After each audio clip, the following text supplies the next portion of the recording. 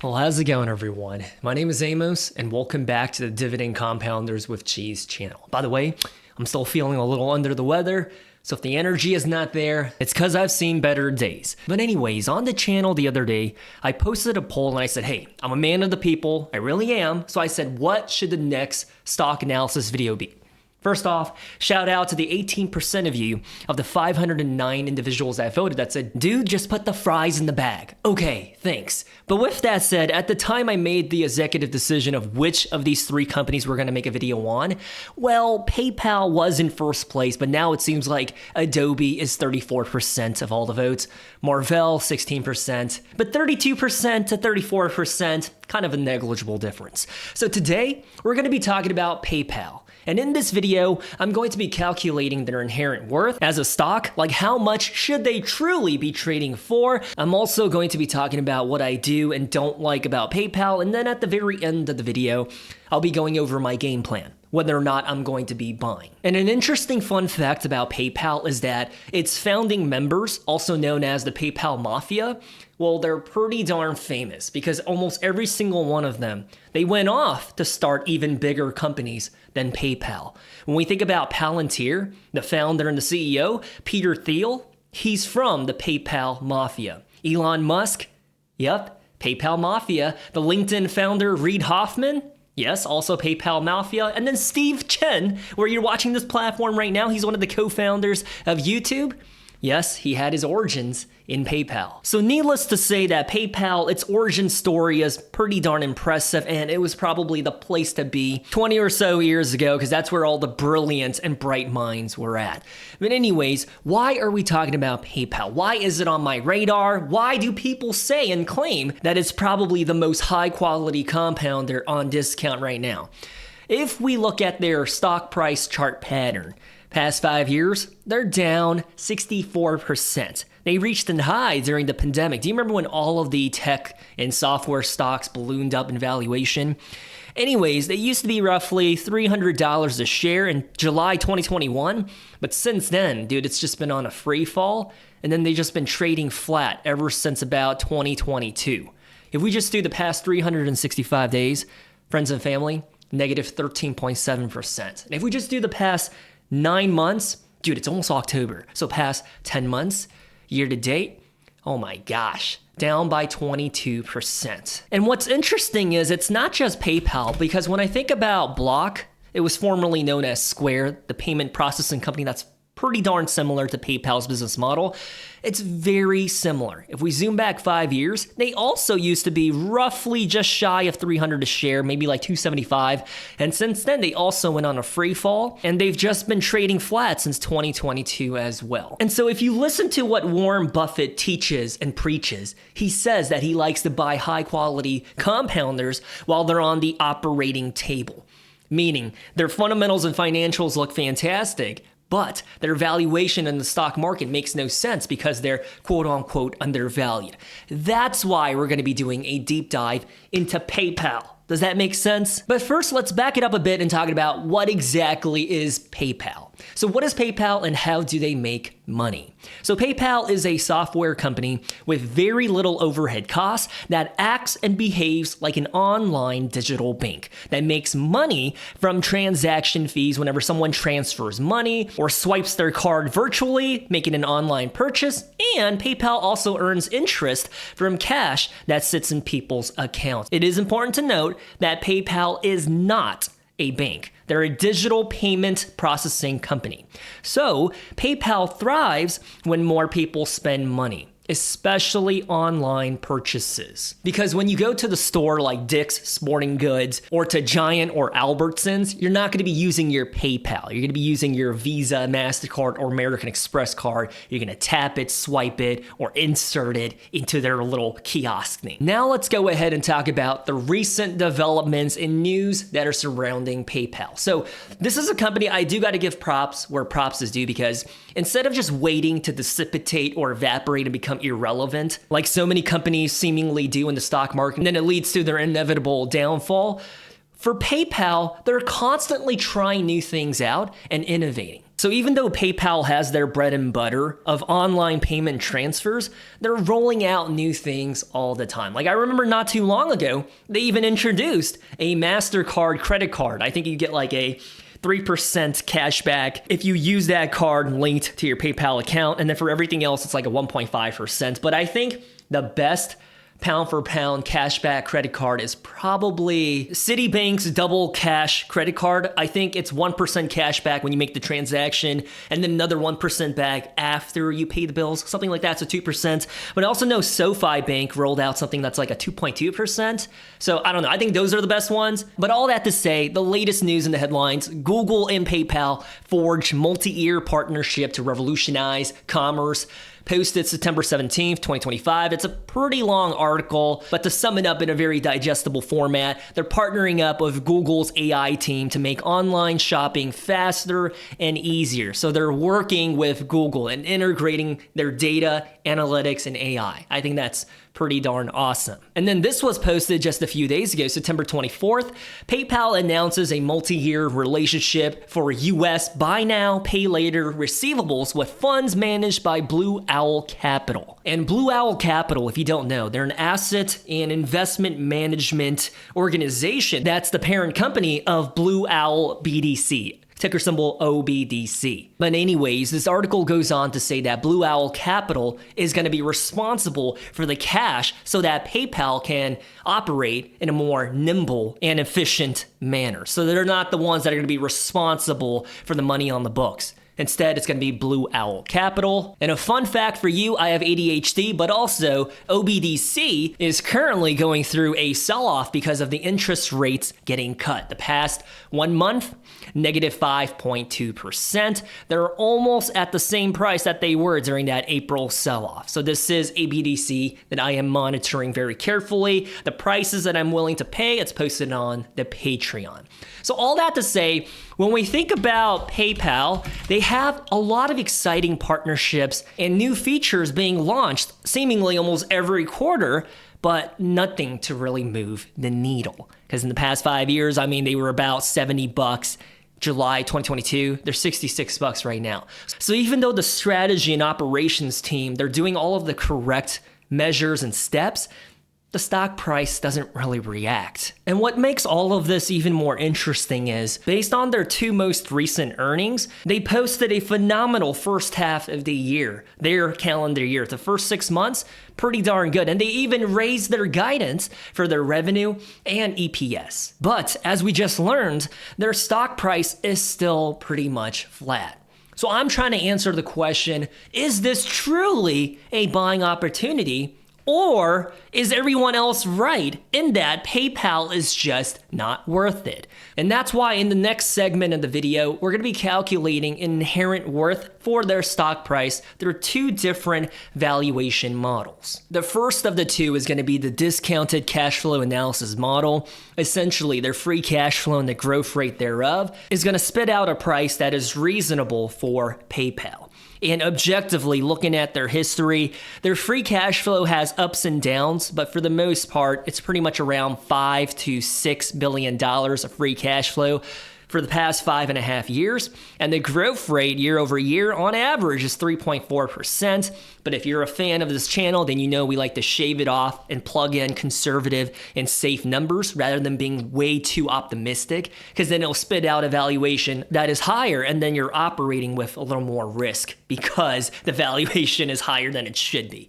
So instead, we're plugging in that their free cash flow going forward is going to grow at a rate of 2.75% year over year. Meaning if you turn your eyes down to right here in 2026, we're proposing that their free cash flow will be $5.4 billion. And then you might be like, dude, that makes no sense because their free cash flow shrank 21.8% in the trailing 12 months. And you're correct in making that observation. However, it is worth noting that the leadership during the last earnings call, they gave guidance for their free cash flow. And they're saying now it's going to be somewhere around $6 to $7 billion for this fiscal year. That's how fantastic fantastic their operations are going right now. So this number should realistically be what? Roughly 6.5 billion. So it's going to be relatively flat year over year, but instead of plugging in very optimistic numbers, we're going to go with the bearish scenario. So by 2031, we're proposing that PayPal's free cash flow will be 6.2 billion. To be honest with you, in 2031, I'm going to go ahead and make the wild assumption that their free cash flow is going to be closer to 8.5 to 8.9 billion. But once again, I don't want to be too optimistic. So with that said, if PayPal truly operates in a very sluggish manner, then their discounted cash flow price per share, dude, this one is wild. Are you ready? It's going to be $92. And I'm going to be honest with you, they're far off from that. Okay, they're roughly what, $66, $67 a share. To get to 92, that's a lot of upside. Dude, I am just not feeling it. I had to pause filming to just sneeze and cough and everything, my gosh. But anyways, the next valuation model is going to be predicated upon their earnings per share. And I'm going to be honest with you, in the past like 2 to 3 months, this is my more preferred way in order to calculate and forecast a stock price for a company in question. So in the case of PayPal, when you take a look at their historical PE in the past 10 years, it's usually around a 32.8. And as of right now, their PE is a 14.3. Their forward trading multiple, which is this one right here, is a 12.3. The markets are basically pricing in that PayPal is not going to grow at all, or no expectations at all. They're just like, whatever. This is a company operating at fair value. But if we zoom in and only take a look at the past 3 years, then their trading multiple is usually around a 21. And that takes into account how they've been trading flat, since like July of 2022. So at 21. However, holistically, we want to bake in when the times were good and when the times were rough. I'm telling you guys, it's just not my day. Now I have the hiccups, I'm sneezing, I'm coughing, I'm basically croaking here. So if we look at the past 5 years, then their historical PE has been a 28.7. And dude, I'm just trying to get through this filming, my goodness. So all that taken into account, if this year they finish it out by posting an earnings per share, which is their bottom line per share. Why is it called a bottom line, Amos? Because when you take a look at their income statement, the P&L, it's the last line item. So when you take into account all the overhead costs and expenses to run a company, what's left over, what's the cash, the accounting cash going into your pockets, the profits, that's the EPS. So we're proposing $5.05. Now, where am I getting that number? It's based on the numbers that they laid out for the analysts, in addition to the analysts that are covering PayPal. So they're saying on a bear case, worst case scenario, $5.05. That's exactly what we are proposing. So if PayPal finishes out this year with a PE ratio of a 15 and they post $5.05 in their EPS, then unfortunately, they're only going to finish out the year at $75.75. However, if they do repeat history and they go back to having win in their sales and they're soaring and the markets have high expectations for them and their trading multiples of 28, they could finish the year at 141, but the likelihood and probability statistics-wise, very slim to none. Less than 0.1% in my opinion. This one right here, absolutely achievable, $75, currently like 66, 67. So the upside from there to there, not the highest, but realistically $75, not out of the question. That's not financial advice. It's just based on the numbers and the data that we're working with, right? But with that said, if PayPal does seem to go to bat and they knock it out of the park and it's a home run and they finish it at $5.85, let's see how that changes up the model. Then they would finish the year at $87.30. Best case scenario, $162. Again, I do not think this is likely. This right here could happen, but I like to be conservative when it comes to forecasting and analyzing companies. I don't like to wear rosy glasses and only look at the goods. You got to be objective, look at the data, look at the numbers. That way you can kind of weigh your decision in a more logic-driven mind. And if we pull up PayPal right now to see if $5.05 is attainable, or if it's like too crazy of a number for them, in the trailing 12 months or the past 1 year, Their earnings per share is currently $4.67. So $5.05, I don't think it's too ludicrous and ridiculous of a number for them to hit. I think it's achievable. Now, if we continue to play this game and we fast forward a few years and we're talking about 2028, then the projected EPS is going to be $6.47, which again is on the low end of the estimations. Then PayPal will be just shy of $100 a share, about $97 if their current situation of having a low PE seems to be the norm for them. So a trading multiple of a 15, then $97. If it goes up to a 28, they could be 181. And do keep in mind, keeping the PE ratio constant of a 15, if in fact they do crush their EPS and their earnings, and they post $5.17, then they could be 77. Or if they do $5.48, which is slightly above the average for 2025, they could also hit $82 in 2025 rather than waiting until 2027. Hopefully it makes sense. And if you're wondering why we're not going in a deep dive and looking into their numbers, we're going to do that here in a little bit. I don't want to lose too many people up front, but I will say this. I think PayPal is the definition of a company where their financials are so in line and so good that they ought to initiate a dividend. That's how good I think their financials are. As I was taking a look at their numbers at my part-time job this week, I was just like, dude, this company's numbers, bananas. I think once the news is out that PayPal is starting up a dividend, I'm calling it right here. This is not financial advice, but just for fun, I'm guessing that their stock price is going to jump potentially 8 or 9% as soon as the word gets out that they're going to be starting up a dividend. Because once they do, that's going to open up the floodgates for them to be included into so many various and different dividend-paying ETFs, even SCHD. But I don't want to live in the clouds and in fantasy land because based on the numbers that we have right now, I think realistically, a fair price for PayPal is about 91 to about 91.50 in the next 2 years or so, based on their earnings per share, but also their free cash flow. Do keep in mind, we used very, very conservative and safe numbers. Now, if we want to be aggressive, if we want to be overly optimistic, I think it's like $110 in the next 2 years or so, but it's better to be safe than sorry. Now, in the next segment, we're going to be placing PayPal into a category in the compounder chart. Now, what you see on your screen right now are all of the businesses and companies that we covered on this channel in the past 3 to 4 months. And if they're placed on the left-hand side, they're a certified compounder, meaning your money invested into them will compound in XYZ years. Case in point, you invested $100 into Google about a year ago. Your money should be $200 now, in a very oversimplified manner. And on the right-hand side is the CAGR graveyard. The compound annual growth rate is the share price appreciation plus the dividends paid out, marrying the two, and that's your ROI year over year. What I'm saying is, if they're in the CAGR graveyard, your capital could be better utilized in different ways than getting like a 3 or 4 or 5% ROI year over year with like Ford Motor, Chime Financial, Carter's. Hopefully that makes sense. And in the case of PayPal, where do you think they're going to go? Left or the right?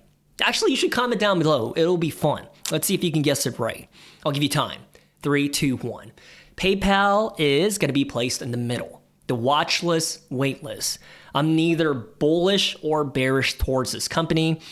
Reason being is that they really do remind me of Western Union, which is a company that I covered about 10 months ago. So that's why they're not on the compounder chart. Western Union, just like PayPal, they're in the business of moving money from A to B. And unfortunately, it's not my opinion, but it's the market's opinion. They have no growth expectations baked in. I think Western Union's PE ratio is like a 3 or 4. It's a ridiculously low single-digit number. Likewise, with PayPal, a company that you would think should have a PE of like a 30 or 40. We're talking about like a 14 or even a 12. So it really reminds me of Western Union. So even though I think the business itself and their operations are phenomenal, it doesn't matter because as a potential investment and their performance in the stock market, it's kind of lacking. And because when you think about their landscape and their business model, there's so much disruption in the financial processing space. Because there's new Cash Apps being pumped out almost every other day. We have Zelle, Stripe, Cash App, and their economic moat.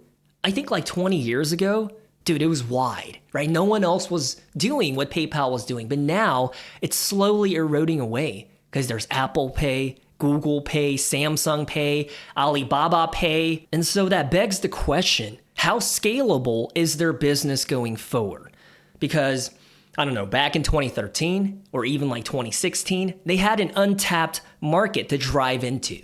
Asia, South America, Europe. It was exciting. But when you think about it right now in 2025, I'm not trying to be a doomsday negative Nancy here. I think PayPal has reached their full potential, and we're only going to be seeing modest numbers going forward year over year, like a 4, 5, 6% growth in their top line and in their metrics and in their active users. That's a metric that they really value and is prioritized in their earnings calls. They really care about the active users. And I remember back in like 2021, they were projecting like 750 million users. And then they were like, okay, we're not going to be able to achieve that. Do you know how many active users they have right now? It hovers around 450 million. They're way off the marks that they had in 2021, 4 years ago. They're going nowhere near that number. Reason being is that in respective cultures and regions and countries, they're rolling out their own PayPal. So people in China, they're not going to be using PayPal. They're going to be using WeChat, Alibaba, Tencent, or whatever it is that they use. Same in South America, same in Africa. So I'm talking about their business scalability. I'm not trying to be bearish here, but I'm just thinking about it realistically, which I think is a shame because I like this company. I really do. But when you take a look at their stock market performance, it's pretty rough. So right now I'm on a website called financecharts.com. It's free. And we're taking a look at their adjusted stock price total return to figure out, did you make money by investing into PayPal? If we zoom out 5 years, negative 62%. And if we do 10 years, which is practically the entirety of their stock market history, I think it's actually July 2015. So if we do July 2015 to what it is today, September 2025, 67% total return. I don't know about you, friends and family, but that's just not good enough. Because when you break that down, I'll show it to you. If we scroll down right here, we take a look at their CAGR, 7.4% year over year. Whereas in the exact same time period with the S&P 500, 14.8%, your money would have grown year over year in 10 years. With Visa, 17.8%, MasterCard, 20.6%. With Block, I don't know why I just called them Square, 20.5%.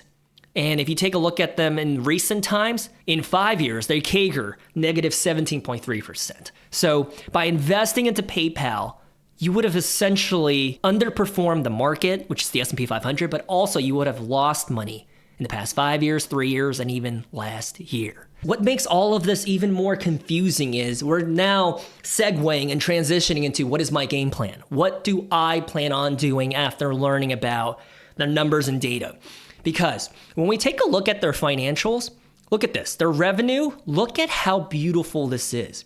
It is growing consistently and reliably year over year, time after time. I think maybe the screen is a little too big. There you go. Now we can see for the past 10 years or so on the screen. It essentially went from 9.2 billion to what it is of 32.2 billion.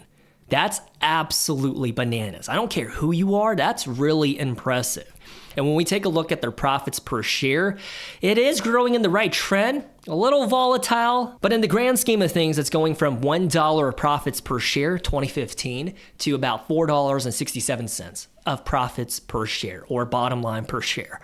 That's absolutely delicious. If we go to their free cash flow, it's just as good. So do you remember how earlier I taught you that the earnings per share is the accounting profits? Well, the free cash flow is essentially the real cash that's left over after funding for the operations. So what is the cash that's going into the pocket? Not by cooking the books or accounting manipulation, but the real cash that's left over.